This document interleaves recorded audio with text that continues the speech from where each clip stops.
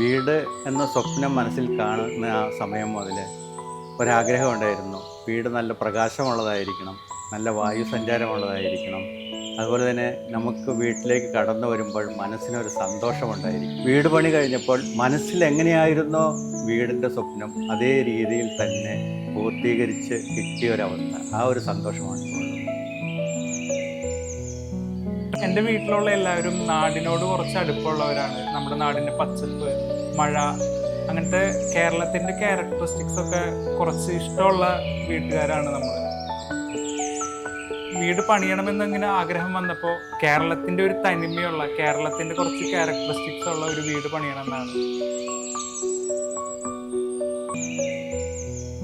Traditional kind of ഒരു ക്യാരക്ടറിസ്റ്റിക്സിലേക്ക് പോകാനും താല്പര്യം ഉണ്ടായിരുന്നില്ല. അങ്ങനെയാണ് ഒരു ട്രോപ്പിക്കൽ മോഡേൺ സ്ലോപ്ഡ് റൂഫായിട്ടുള്ളൊരു വീട്ടിലേക്ക് പോകാമെന്നൊരു തോട്ടിലേക്ക് വന്നത്.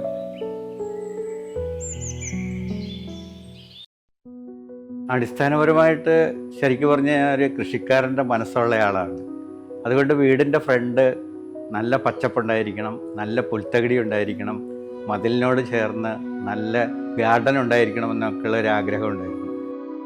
വീട്ടിലേക്ക് കടന്നു വരുന്ന ആൾക്കാർക്കറിയാം, പുറത്ത് റോഡിൽ നിൽക്കുമ്പോൾ തന്നെ നല്ല രീതിയിലുള്ള ഗാർഡൻ, ഭിത്തി തന്നെ ചേർന്ന ഗാർഡൻ, ഉള്ളിലേക്ക് കയറി വരുമ്പം 2-3 ടൈപ്പിലുള്ള ഗ്രാസ് ഗാർഡൻ എല്ലാം വളരെ ഭംഗിയായിട്ട് ആർക്കിടെക്ട് ഡിസൈൻ ചെയ്തിട്ടുണ്ട്. ആ ഡിസൈൻ ചെയ്തതനുസരിച്ചായിട്ടാണ് ഓരോ ചെടിയും ഓരോ സ്ഥലത്തും വെച്ചിരിക്കുന്നത്. വീട്ടിലേക്ക് കയറി വരുമ്പോൾ തന്നെ ഒരു സന്തോഷം നൽകുന്ന ഒരു കാര്യമായിട്ട് അത് തോന്നുന്നു. ഇങ്ങനെ ഒരു വീട് പണിയണമെന്ന് ആഗ്രഹം വന്നപ്പോൾ ആദ്യം നമ്മൾ ചെയ്തത് നമ്മളുടെ റിക്വയർമെന്റ്സ് ഒരു ഡോക്യുമെന്റ് ആക്കാണ് ചെയ്തത്. ഞാൻ ഇന്ന് ജസ്റ്റ് അതൊന്ന് റീവൈൻഡ് ചെയ്തു. ഏകദേശം ഒരു 14 പോയിന്റ്സ് ആണ് ആ ഒരു ഡോക്യുമെന്റിൽ നമ്മൾ റിക്വയർമെന്റ് ആയിട്ടുണ്ടായിരുന്നത്. ഇപ്പോൾ വീട് പണി കഴിഞ്ഞപ്പോൾ അതിൽ പകുതി പോയിന്റ്സ് നമ്മൾ മറന്നുപോയി.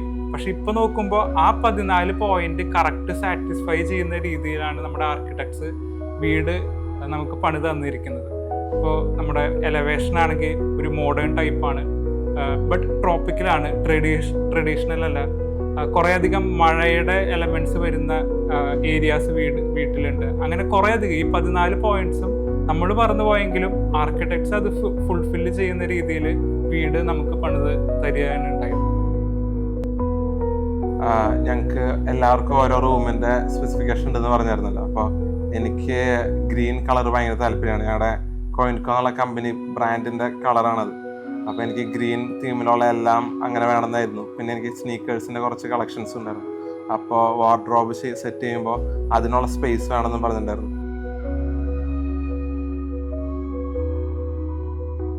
പിന്നെ വലിയേട്ടൻ റൂമിലേക്ക് വരുമ്പോൾ വലിയേട്ടയ്ക്ക് മരം, കാട്, അങ്ങനത്തെ ഇതൊക്കെ ഭയങ്കര താല്പര്യമാണ്. അപ്പോൾ അതനുസരിച്ചുള്ള ട്രോപ്പിക്കൽ സ്റ്റൈല് വാൾ സ്റ്റിക്കേഴ്സും അതനുസരിച്ചുള്ള കർട്ടൻസും ഒക്കെ ആയിരുന്നു വലിയേട്ടൻ റൂമിലുണ്ടായിരുന്നത്.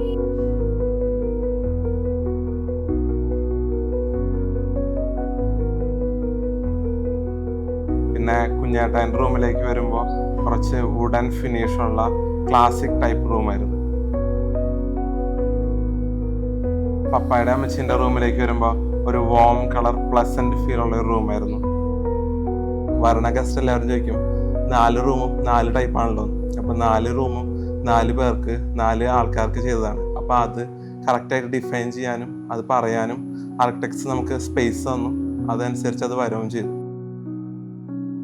പിള്ളേർക്ക് ഒത്തിരി ഇഷ്ടപ്പെടുന്ന ഒരു രീതിയിലാണ് ഇവിടെ ഇതാക്കിയിരിക്കുന്നത്. നമുക്കിവിടെ ഫിഷ് ഉണ്ട്, അതുപോലെ തന്നെ മുയലുകൾ ഓടിക്കളിക്കുന്നത് ഉണ്ട്, പിന്നെ ഒരു പട്ടിക്കുട്ടി ഉണ്ട്. അങ്ങനെ മൊത്തത്തിൽ ഇനി പിള്ളേരും കൂടി വന്നു കഴിഞ്ഞ് കഴിഞ്ഞാൽ അവർക്ക് ഭയങ്കര ഒരു എൻജോയ്മെൻ്റ് ആയിരിക്കും എന്നാണ് എനിക്ക് ഫീൽ ചെയ്തിട്ടുള്ളത്. ഓപ്പൺ കിച്ചൺ താല്പര്യം ഉണ്ടായിരുന്നില്ല. അതെന്താണെന്ന് വെച്ചാൽ നമ്മൾ കേരളീയരായതുകൊണ്ട് സ്പൈസസും ഫിഷും മീറ്റും ഒക്കെ ഉപയോഗിക്കുന്നതുകൊണ്ട് അതിൻ്റെ സ്മെല്ലൊക്കെ ഗസ്റ്റൊക്കെ വന്നിരിക്കുമ്പോൾ പുറത്തേക്ക് വരും. അതുകൊണ്ടാണ് ഇങ്ങനെ 3 കിച്ചൺ, ഒരു ബ്രേക്ക്ഫാസ്റ്റ് കൗണ്ടർ, ഒരു മെയിൻ കിച്ചൺ, ഒരു വർക്ക് ഏരിയ, അങ്ങനത്തെ ഒരു ഇതിലേക്ക് പോയത്. അപ്പോൾ വീട് പണിയണമെന്നൊരു ആഗ്രഹം വന്നപ്പോൾ തന്നെ പാരലലി നമ്മൾ ആർക്കിടെക്ട്സിനെയും സെർച്ച് ചെയ്ത് തുടങ്ങിയിരുന്നു. നമ്മൾ ഏകദേശം ഒരു 10-12 ആർക്കിടെക്ട്സിൻ്റെ പോർട്ട്ഫോളിയോ ഗോ ത്രൂ ചെയ്തിരുന്നു. ലാസ്റ്റ് നമ്മൾ ഫൈനലി ഒരു 4 ആർക്കിടെക്ട്സിലേക്കാണ് എത്തിയത്. അതിൽ നിന്ന് ഡിസൈൻ പ്ലാറ്റ്ഫോം എന്തുകൊണ്ട് ചൂസ് ചെയ്തു എന്ന് ചോദിക്കുകയാണെങ്കിൽ, നമ്മൾ ഒബ്സർവ് ചെയ്ത ഒരു കാര്യം എന്താണെന്ന് വെച്ചാൽ, കുറേയധികം ആർക്കിടെക്ട്സിനും അവരുടെ വീടിൻ്റെ കുറേയധികം ക്യാരക്ടറിസ്റ്റിക്സ് എലമെൻറ്റ്സ് ഒക്കെ ഒരു കോമൺ ആയിട്ട് വരുന്ന ഒരു ശൈലി കണ്ടിരുന്നു. ബട്ട് ഇപ്പോൾ ഒരു ഡിസൈൻ പ്ലാറ്റ്ഫോം ആർക്കിടെക്ട്സിൻ്റെ പോർട്ട്ഫോളിയോ കൂടെ പോയപ്പോൾ നമ്മൾ അണ്ടർസ്റ്റാൻഡ് ചെയ്ത ഒരു കാര്യം എന്താണെന്ന് വെച്ചാൽ, കംപ്ലീറ്റ്ലി ക്ലയൻറ്റ് ഡിപ്പെൻഡൻ്റ് ആയിട്ട് കംപ്ലീറ്റ് ക്യാരക്ടറിസ്റ്റിക്സും വീടിൻ്റെ മാറുന്ന ഒരു ശൈലി നമ്മൾ കണ്ടിരുന്നു. ഇപ്പോൾ ഡിസൈൻ പ്ലാറ്റ്ഫോം ആർക്കിടെക്ട്സിൻ്റെ പോർട്ട്ഫോളിയോ റെഡ് ഹൗസ് ആണെങ്കിലും, പ്രിസം ആണെങ്കിലും, ഓവർഹാങ് ആണെങ്കിലും, ഏത് വീടാണെങ്കിലും ക്ലയൻറ്റിൻ്റെ ടേസ്റ്റ് അനുസരിച്ച് കംപ്ലീറ്റ്ലി ക്യാരക്ടറിസ്റ്റിക്സ് മാറുന്ന ഒരു ശൈലിയാണ് നമ്മൾ കണ്ടത്. അതുകൊണ്ടാണ് നമ്മൾ ഡിസൈൻ പ്ലാറ്റ്ഫോം ചൂസ് ചെയ്യാനായിട്ടുള്ള ഒരു റീസൺ ഉണ്ടായിരുന്നത്. പിന്നെ നോക്കുകയാണെങ്കിൽ ഇപ്പോൾ ചാക്കോ സാറാണേലും സനിൽ സാറാണേലും എല്ലാവരും ഭയങ്കര ഇടപഴകാനും നമ്മുടെ ആഗ്രഹങ്ങൾ പറയാനും അത് മനസ്സിലാക്കാനും ഒക്കെ ഭയങ്കര ഈസി ഗോയിങ് ആയിരുന്നു. ഇപ്പോൾ വീട് പണിയുമ്പോഴൊക്കെ കുറേയധികം നമ്മളെ സപ്പോർട്ട് ചെയ്തിട്ടുണ്ട്.